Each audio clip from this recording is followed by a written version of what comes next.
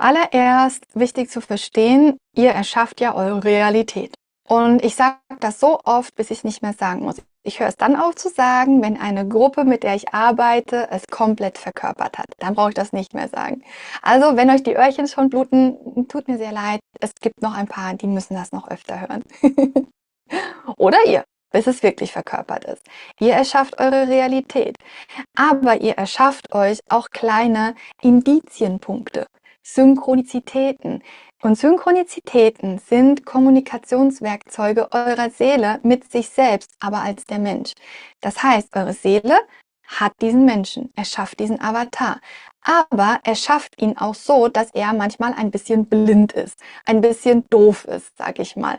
Und das darf ich sagen, weil ich sage nie, dass die Seele doof ist. Aber der Mensch ist manchmal doof. Und das habe ich selbst über mich damals gesagt. Und es ist einfach die Wahrheit, das müssen wir akzeptieren. Die Seele hat Weisheit, aber der Mensch ist manchmal einfach doof. Okay, das heißt, die Seele erschafft für den Menschen Synchronizitäten, Kommunikationspunkte, Erinnerungspunkte, dass alles gut ist. Oder sogar, was gerade passiert. Und so ist ein Déjà-vu ein Indiz, eine Kommunikation zwischen Seele und Mensch. Alles richtig, alles gut, fein, genau da, wo du sein sollst, genau da, wo wir sein wollen. Alles super, Däumchen hoch, darfst dich entspannen, alles perfekt. Das ist also eine perfekte Synchronizität, ein Déjà-vu. Sagt also die Seele zu dem Menschen, hier, alles fein, Däumchen hoch, alles gut. Du bist genau da, wie ich mir das vorgestellt habe, weil du genau jetzt in dem Moment das übersetzt, wie ich mir das wünsche. Das ist ein Déjà-vu. Die Seele hat aber weitere Kommunikationswerkzeuge innerhalb der Synchronizität. Déjà-vu ist das intensivste. Das Gefühl, schon mal hier gewesen zu sein. Ja, warum? Weil ihr genau so euch das vorgestellt habt. Und dann seid ihr als der Avatar losgelaufen und habt es geschafft, es genau so zu machen und zu übersetzen. Perfekt, besser geht's nicht. Nächste Synchronizitäten sind Zahlenreihen zum Beispiel. Zahlenreihen, Regenbögen oder zum Beispiel, ihr sagt etwas und etwas passiert. Rotes Auto, puff, rotes Auto. Schmetterling, Schmetterling. Das heißt, hier ist alles synchron. Ihr tut, ihr denkt und der Kosmos, eure Realität antwortet. Zahlenreihen ist übrigens zum Beispiel 111, 222. Die Uhrzeit, digitale Uhren sind zum Beispiel ganz, ganz toll als Synchronizitätenmesser. Aber Synchronizität passiert natürlich. Das heißt, eure Seele lenkt den Fokus dann auf die Uhr, wenn 11:11 ist. Aber ihr wartet nicht ab 11:09, 11:09, 11:10, 11:11, synchron. Das funktioniert nicht, sondern eure Aufmerksamkeit rutscht ganz by the way, ganz nebenbei, einfach auf eine Zahlenreihe. Und es kann aber auch eine Zahlenspiegelung sein, zum Beispiel 1551 oder 1515 oder 1, 2, 3, 4 oder länger oder 5, 6, 7, 8. Also Zahlenreihen, aber auch ganz simple Synchronizitäten wie der Apfel fällt nicht weit vom Stamm, bumm, fällt ein Apfel runter, während ihr an einem Apfelbaum seid.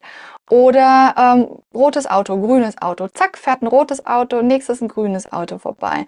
Oder einfach solche Dinge. Oder ihr sprecht über etwas und schon hört ihr ein Gespräch nebenbei über genau das. Das sind Synchronizitäten. Das bedeutet, eure Seele kommuniziert mit sich selbst als der Mensch. Hey, alles fein, weiter so. Das ist Synchronizität. Gut, das ist der erste Punkt. Und was war jetzt nochmal die nächste Frage mit Zeit? Genau, Zeit, was Zeit ist.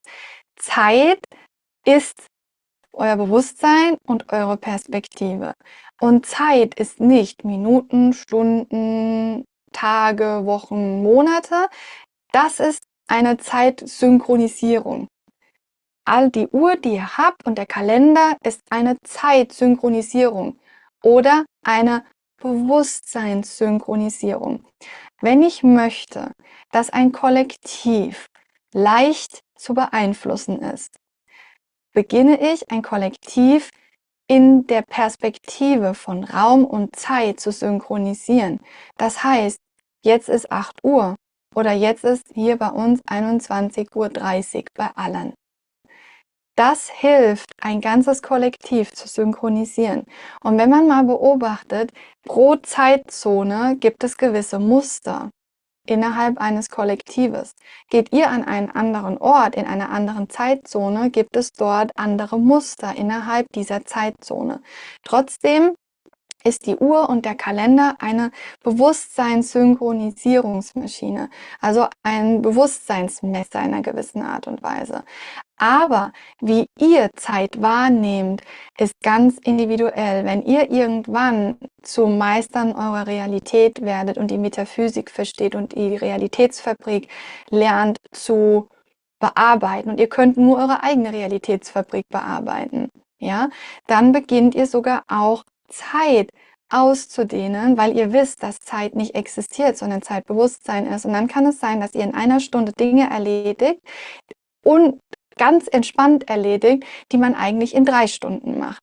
Und ihr könnt auf einmal eine ganze Zeitspanne von 2 Stunden, zum Beispiel eine Autofahrt, die 2 Stunden dauert, auf 1 Stunde bringen, weil ihr die Zeit kollabieren könnt, weil ihr wisst, dass Zeit eine Illusion ist, zumindest Zeitsynchronisierung eine Illusion ist. Denn eigentlich ist alles lediglich Frequenz und Raum und Perspektive. Und ihr mit eurem Bewusstsein navigiert euch innerhalb dieses Raums und innerhalb der Perspektive. Und so könnt ihr beginnen, wirklich Raum und Zeit auszudehnen. Das heißt, eure Frequenzen verändern Raum und Zeit und Wahrnehmung. Ihr könnt innerhalb von einer kurzen Zeit ganz viel wahrnehmen oder innerhalb einer langen Zeit ganz wenig wahrnehmen. Und in dem Moment, wenn ihr das verstanden habt, dass alles Frequenz ist und dass Zeit eine Illusion ist und es nicht darum geht, die Minuten länger zu machen, sondern euer Bewusstsein innerhalb von den Minuten zu verändern, dann habt ihr verstanden, wie Zeit ist. Aber da werden wir noch mal irgendwann hinkommen. Das braucht noch ein bisschen mehr Bewusstsein, um das tatsächlich zu steuern. Aber für den Moment, glaube ich, sollte das genügen, um zu verstehen, was Zeit ist. Für euch, für diese Gruppe, Zeit ist Bewusstsein und Wahrnehmung und nicht Minuten und Stunden.